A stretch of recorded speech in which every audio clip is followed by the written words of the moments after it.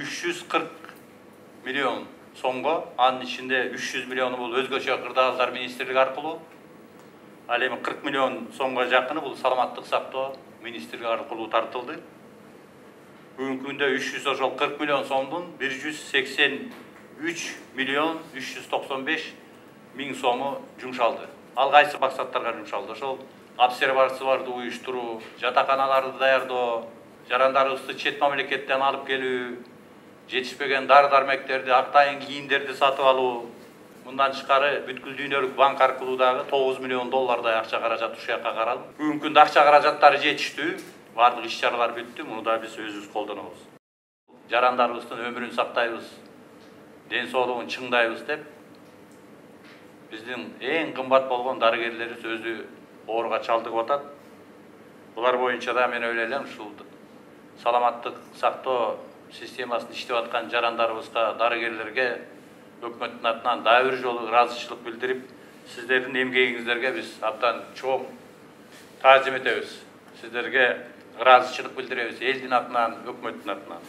Бизде 675 миң пенсионер бар Кыргызстанда. Кээ бирлери ден соолугуна жараша эшикке чыгып, банктардан акчаларын ала албаган учурлар болуп атат. Ушулардын баарын тең уюштуруп, каалаган учурда ала тургандай шарттар түзүшүбүз керек.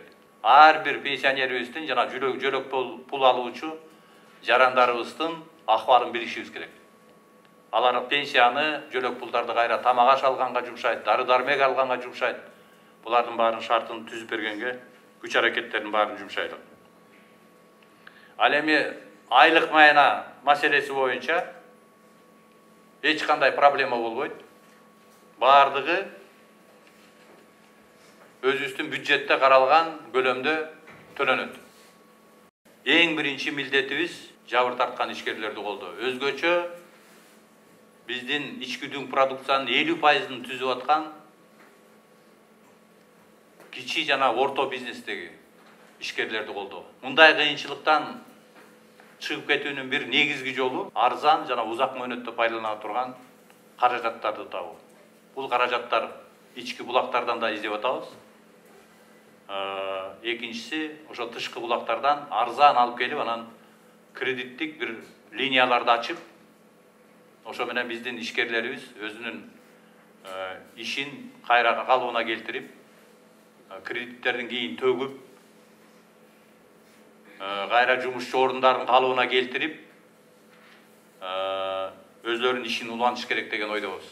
Эч качан мамлекет сиздерди жалгыз калтырып, өзүңүздөрдүн бизнесиңерди талкалатканга жол бербейбиз. Мунун баарын тең мынакей урматтуу президентибиз дагы чоң иштерди алып барып атат, өкмөт дагы алып барып атат.